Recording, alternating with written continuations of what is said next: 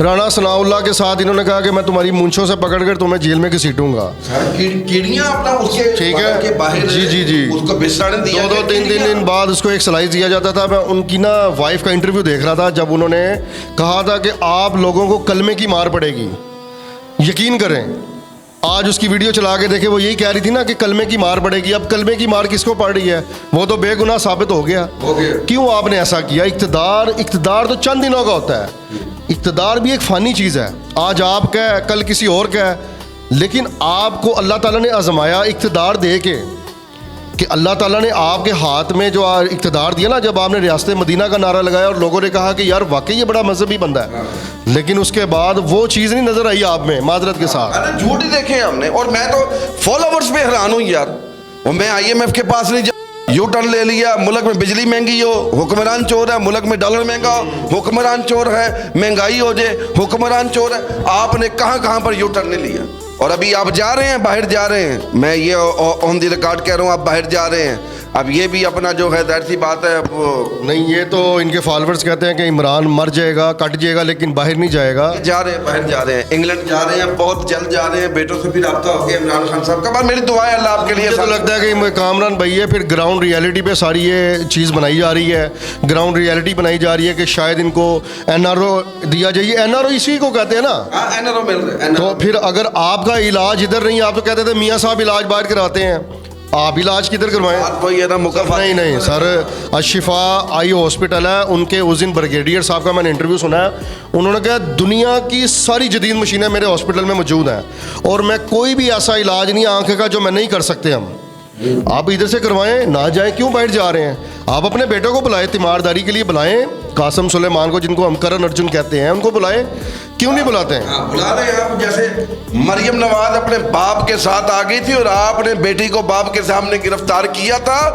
अल्लाह किसी दुश्मन के साथ भी ऐसा ना करे कि अगर मेरी बेटी को या आपकी बेटी को आपके सामने अपना हरासमेंट की जाए, उसको गिरफ्तार किया जाए, मैं फिर पूछूंगा कि आप पर क्या बीतती है। साहब आपसे सवाल है, आप कहते हैं जी वो बाहर जा रहे हैं, ये तो फिर कानून की खिलाफ वर्जी हो जाएगी। कानून सबके लिए एक होना चाहिए। सर, वो ये तो PTI के सर यूटर्न बड़ा मशहूर है ना, ये इनके लिए कोई फर्क नहीं पड़ता।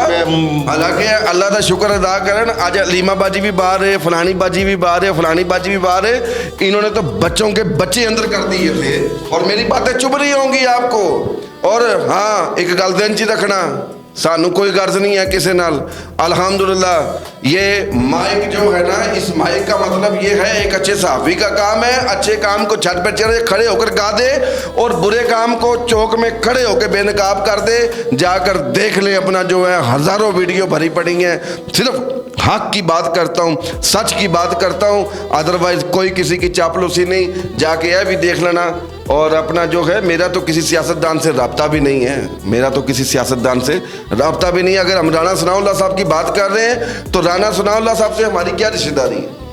एक हकाइक पर बात कर रही है और उस वक्त आप बकायदा एक नोटिफिकेशन जारी करके DGPR से ये बकायदा कहते थे कि आज अपना बेगम कुलसूम नवाज की सेहत पे बात करो, जी। आज फलां पे ट्रोलिंग करो। और मरियम नवाज को आपने अंदर करवा दिया, खावंद को आपने अपना जो है बीवी का जनाजा नहीं पढ़ने दिया, बेटों को माँ का जनाजा नहीं। देखे एक औरत बेचारी इस दुनिया से जा चुकी है, वो कोमे की हालत में, आप उस पर बात कर रहे थे। आपके जितने भी फॉलोअर्स हैं, आपके MNA MPs, उनमें से आमर लियाकत जिंदा नहीं है, एक और भी थे, मेरा ज़हन में नाम नहीं आपको अल्लाह ने सजा देनी है, अभी बाकी है। बाकी मैं आपको दुनिया में दिखाऊंगा, खुदा की कसम अभी बाकी है। सजा की वजह क्या है आप बताएं? सजा की वजह क्या है ये तो आप बताएं। सर मैंने तो पिछली मरतबा भी ये बताया था कि या अय्युहल्लज़ीना आमनू ला तरफ़ऊ अस्वातकुम फ़ौक़ा सौतिन नबी, क्या ईमान वालो जब नबी पाक सल्लल्लाहु अलैहि वसल्लम की बारगाह में जाओ तो ऊंची आवाज़ मत करो। ये ना हो कि तुम्हारे अमाल ज़ाया हो जाए और तुम्हें खबर भी ना हो। अब जो बेहुरमती आप लोगों ने की है, अब ये इनके फॉलोअर्स कहते थे कि इमरान खान ने कहा था कि वो वहाँ पर जाकर चोर के नारे लगाए, जी चोर के जो नारे लगवाए गए, इन्होंने सपोर्ट किया। तो जाहिर है बराबर का शिरक बराबर का जिम्मेदार है। जो सपोर्ट करेगा चोर को भी सपोर्ट करेगा, वो चोर का भाईवाल।